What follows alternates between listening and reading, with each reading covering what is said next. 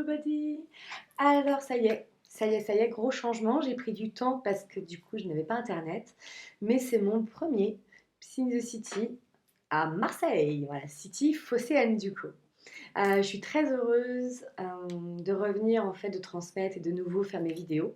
Ça m'a beaucoup manqué, donc je me suis rendu compte aussi que c'était quelque chose que j'avais mis en place pendant le confinement, mais qu'au final, ça avait vraiment du sens et que transmettre me manquait énormément.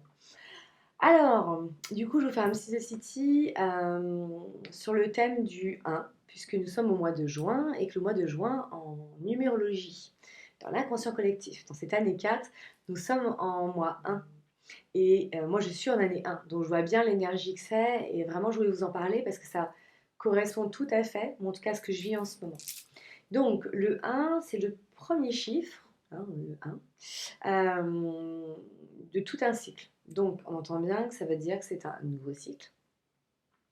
Que le 1, du coup, c'est l'unité. Hein, on vient sur le je, puisque si je ne suis pas, il n'y a rien qui existe, entre guillemets. Hein. C'est vraiment ce travail de je m'unis, je prends ma place, je suis. Ouais. C'est aussi une énergie qui est très masculine. Hein. Souvent, on compare avec la relation au père, à l'autorité. Et du coup, dans cette énergie masculine, ça a un rapport avec l'action. Action, oser, je vous parlais de nouveau cycle, initier, le courage, l'audace, voilà, c'est vraiment de démarrer quelque chose en fait. Hein. Le mot initier, il est assez fort, c'est aussi le rayonnement. Mais moi vraiment, j'ai envie de vous parler du 1 dans le sens de l'audace. Parce que dans la vie, on a besoin de cette énergie primaire, cette énergie qui nous fait passer le cap, de cette audace et d'oser, parce que si vous n'osez pas, pour moi, hein, moi après j'ai du 1 en plus dans ma numérologie personnelle, mais moi je le vois vraiment, oser, les choses s'ouvrent. Mais c'est pas oser en disant j'ose et après je veux que ce soit comme je veux. C'est un oser avec du lâcher prise, hein, donc c'est un 1 et du 5. C'est ça, c'est j'ose et après je vois en fait. Je mets en place. Moi je suis un peu comme ça, hein, je suis un bélier un peu des fois basique, ça tombe bien. Là-dessus il me va bien. C'est je fais et Inch'Allah. Je vois après derrière ce que ça va donner. Parce qu'on ne peut jamais savoir à l'avance ce que ça va donner. Même si votre esprit là-haut il va dire si tu fais ça comme ça, tu vas machin, nana. Donc vous pouvez quand même le faire avec une énergie d'objectif. Moi je suis partie dans l'énergie de continuer mon métier de thérapeute, voilà, avec tout plein de désirs et d'envie. Mais après, je ne focalise pas dessus. Je vais plus mettre l'énergie dans ce que je souhaite mais pas avec des choses qui sont forcément super précises, mais plus d'avoir du temps pour profiter de l'endroit, mettre en place des choses qui m'ont toujours fait rêver, comme avant d'aller au cabinet, aller faire un tour à la plage pour faire mon yoga ou ma méditation avant de commencer à bosser. Voilà, je vais plus être dans les sensations de bonheur, d'épanouissement, que réellement, c'est ce moyen-là qui me rend heureuse aussi. Donc ces enseignements-là du 1, c'est le mois, on est déjà en effet le 11, mais c'est le mois pour oser mettre en place. Il va vous avoir une énergie, une nouvelle énergie qui va aider à porter en effet nos actions, qui va nous donner envie de se bouger les fesses. Voilà. Hein, c'est un peu comme si le 1, vous voyez en effet le côté bélier. Hein, ça fait ça, c'est on y va, on fonce. C'est l'énergie du printemps, hein, c'est la graine qui a maturé tout l'hiver et qui ploup là, elle met l'énergie pour qu'on puisse sortir. Hein, le mois dernier, le mois de 9, c'était un mois de transition, de déconfinement.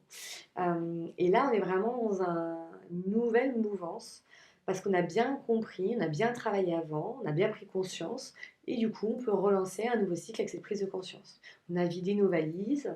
Hein, au mois 9, c'était une forme de transition. C'était une fin pour le nouveau début qui est maintenant. Voilà, donc vous voyez, ouais, le nouveau cabinet. Non, non, non. Je ne me la pète pas encore, je ne fais pas le panorama.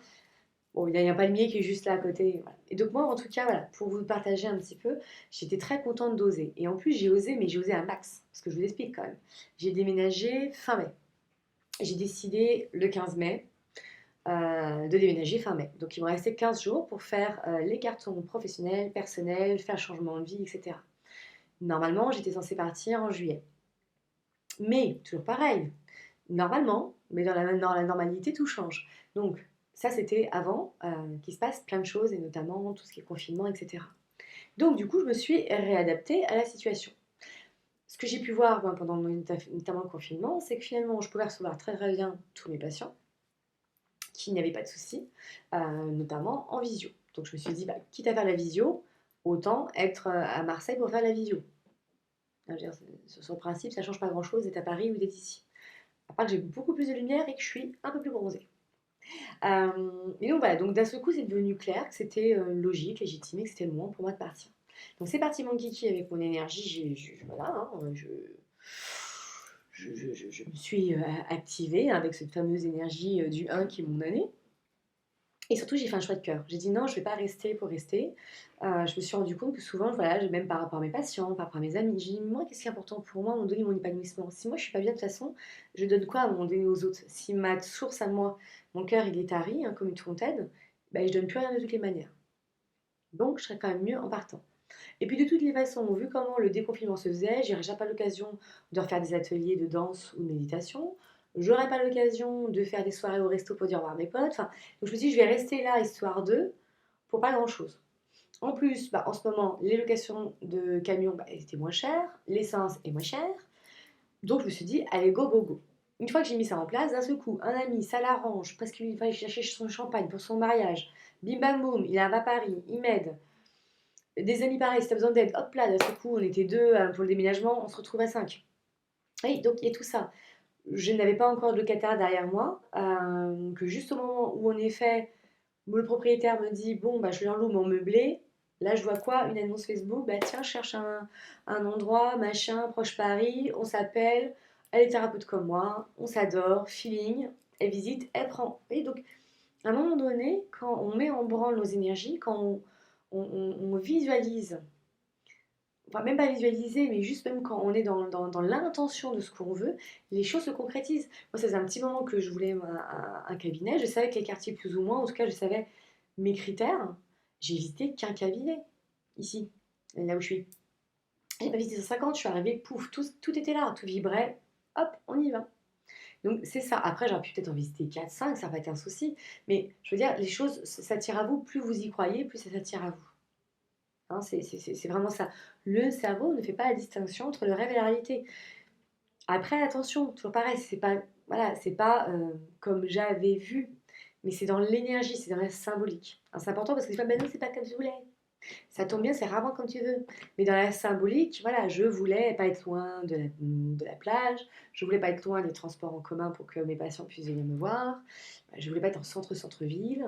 Enfin, hein, voilà. Donc, en effet, je suis pas loin du stade Vélodrome. Donc je pense que j'aurai des petites surprises, des soirs de match, du turquoise partout dans la rue. Mais voilà, ça correspondait à ce que je souhaitais, dans les tarifs que je souhaitais, etc. Euh, et du coup, voilà, tout peut se faire comme ça, en fait. Donc mon déménagement, bah, pareil, j'avais prévu les papiers parce que bah, je déménage quand même en pseudo-déconfinement. Je n'ai pas été contrôlée une seule fois sur la route, j'ai été aidée par mon collègue. Et puis surtout, là où j'ai osé, c'est que du coup, bah, j'ai dû remonter toute seule en camion de Marseille à Paris. Et après, de Paris, bah, je finissais mon déménagement, l'autre intégrait, et moi, je prenais ma voiture et mon chat, et c'est reparti. Donc, je me suis fait, en fait, Ouais, j'ai déménagé mon premier déménagement mercredi, et le dernier était samedi. J'ai fait mercredi Paris-Montpellier, jeudi Montpellier-Marseille, déménagement du coup du camion, et dans l'après-midi, je suis repartie à Paris, enfin Versailles. Et le vendredi, eh ben, je finissais d'emballer, nettoyer et de faire l'état des lieux pour que le samedi, je reparte. Et à un moment donné, ma soeur m'a proposé en fait de m'accompagner. Et j'avoue, ça m'a vachement rassurée. Parce que j'avais peur de m'endormir sur la roue, d'être fatiguée. Et en fait, j'ai eu peur de ne pas avoir de ressources, de ne pas connecter à ça, de me dire, ah, mais je me rappelle d'un dernier voyage, quand j'étais à Bordeaux, qui était compliqué, j'étais fatiguée, mais je ne suis plus la même c'était il y a 10 ans. Hein. Je ne suis plus la même qu'il y a 10 ans. Il y a 10 ans, j'étais 10, 11 ans, j'étais commerciale. Je me tapais 40 000 bornes par an. Donc oui, la voiture, j'en avais jusque-là, etc. Là, je me suis trouvé l'excuse. Oui, mais moi, à l'époque, j'avais une super voiture de fonction. Là, je suis en Twingo de ville. Mais moins de coups de vent, je me barre avec la voiture. Le chat, mais il va se taper 9 heures de route. Comment est-ce qu'il va survivre à ça? Donc j'étais partie dans toutes mes problématiques. Et donc, c'est vrai que ma soeur qui voulait à la base m'aider et venir avec moi, j'ai trouvé ça génial. Sauf que la vie est bien foutue. Parce que quand on a une leçon à apprendre, eh ben, soit on la prend dans la douleur, soit on la prend avec ouverture de cœur. Et ma sœur, entre-temps, a potentiellement un entretien. mais potentiellement. Donc, qu'est-ce que je fais moi, un peu comme bourrique, et puis je dis, voilà, j'avais envie que ma soeur dépasse sa peur, de louper son entretien ou machin, etc. En même temps, ça m'arrangeait bien parce qu'elle remontait avec moi, ça me rassurait sur ma peur et tout. Puis à un moment donné, j'ai senti que pour elle, c'était pas juste. Euh, et que je forçais un peu les choses, ou qu'en même temps, je me disais, bah ça tombe bien parce qu'en même temps, si je remonte toute seule, je vais pouvoir me prouver plein de choses. Que je suis toujours capable, qu'il n'y a pas de raison. Et puis toujours pareil, où est le problème? Je remonte en camion, je suis fatiguée. Alors, en plus, je me suis éclatée dans le camion, mais ça rebondissait. Bon, ouais. Donc je me mets sur le côté, je dors, je repars. Je veux dire, je rendais le camion vendredi matin. J'arrive à minuit, j'arrive à 3 heures du mat, c'est pareil en fait. Et voilà, et vraiment, j'ai été voir en effet mes peurs. Et la peur surtout, c'était, mais j'ai l'impression que j'ai pas de ressources, que je suis pas capable. Et là, je me suis dit, bah Virginie, vas-y, fais pas chier ta sœur. Elle a autre chose à vivre, toi aussi, et tu vas le faire. Et bah vous savez quoi? Et bah je l'ai fait de un bien. J'ai pas été super fatiguée. Il y a juste cette dernière heure, quand ça fait nuit, c'était un peu plus compliqué. Bon, je me suis fait une grosse frayeur parce que premier virage avec le camion, j'avais bien senti qu'il bougeait. Et il y avait du Mistral. Et, donc, premier virage, je sens le camion qui part, mais surtout, le siège, en fait, rebondissait. Donc, j'étais comme ça, en fait. Voilà, non. Et je me suis dit, là, 9 heures comme ça va être compliqué. J'appelle mon ami, il me dit, non, non, il y a un truc à régler sous le siège, il faut que tu te mettes plus légère. Et en effet. Et je me suis marrée, j'ai l'impression d'être Dédé Routier. J'ai prévenu mes amis que je ferais des audios, je les appellerais si j'étais fatiguée. J'ai écouté de la musique tout le long, j'ai fait ma petite introspection et tout ça, nickel. Rebelle pour le chat. Le chat, je m'étais prévu le samedi. J'avais prévu des fleurs de bac, tous mes trucs avec la veto. Voilà, donc je lui ai donné quelques jours avant, etc. Machin. J'ai préparé le chat, hein, psychologiquement. Je lui ai expliqué aussi ce qu'on allait vivre et tout. Et puis pareil, je me suis dit, mais ce chat, depuis le début que je l'ai, il m'épate. Il m'épate d'adaptabilité, etc.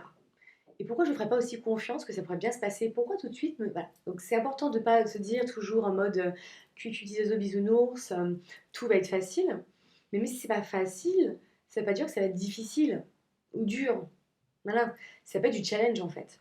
Et du coup, j'ai décidé de lui faire confiance. Et ça s'est très bien passé. Il a dû miauler la première heure toutes les 10 minutes et vite fait.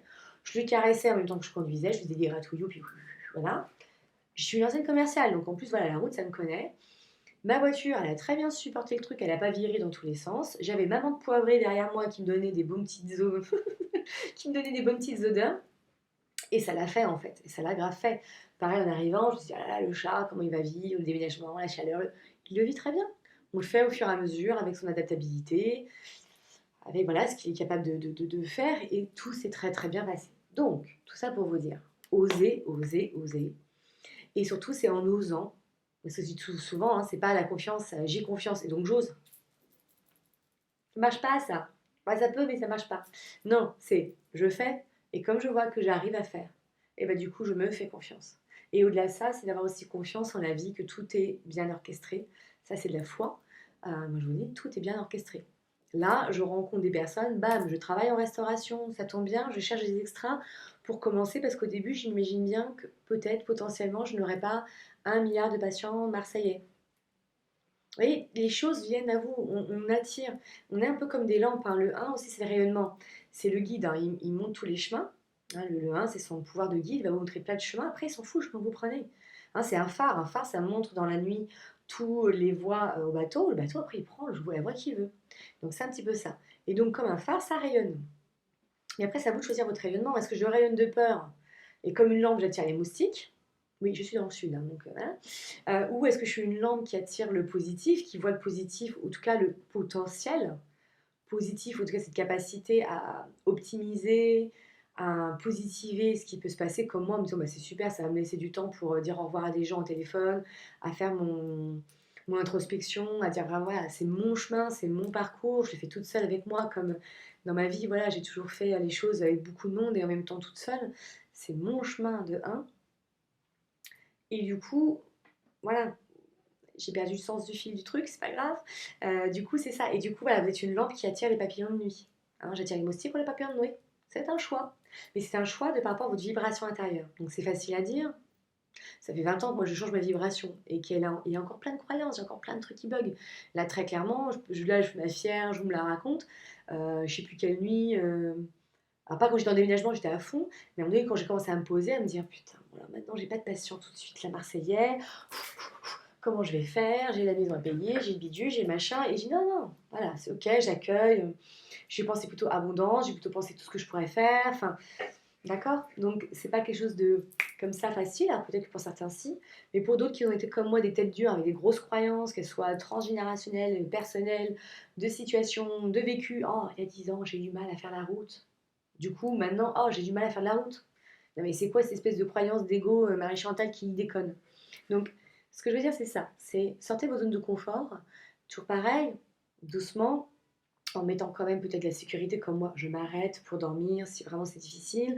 Au pire des cas, je ne peux pas descendre à ma voiture, et ben je demanderai à quelqu'un de la descendre plus tard, je voudrais la chercher. Enfin, voilà, d'avoir quand même d'autres, voilà, peut-être d'avoir peut-être d'autres possibilités ou solutions qui vont faire que ça vous sérénise, mais changer cette vibration, allez voir vos croyances. C'est elles qui nous rendent malheureux. C'est pas la situation réellement, vraiment, vraiment, vraiment. C'est pas la situation qui rend malheureux, c'est toute la croyance qu'il y a autour et la façon dont j'interprète les choses. Voilà, donc je vous souhaite un très bon mois de juin en un, d'oser, d'y aller, d'y aller, d'y aller. En plus, on a un super solstice d'été, pleine lune. Il y a quoi encore d'autre? C'est déjà pas mal. Qui vont nous ouvrir à l'énergie de l'été. Hein, donc, initier des choses, c'est le mois vraiment pour oser. Si vous dites, ah, je suis titillée en ce moment, osez.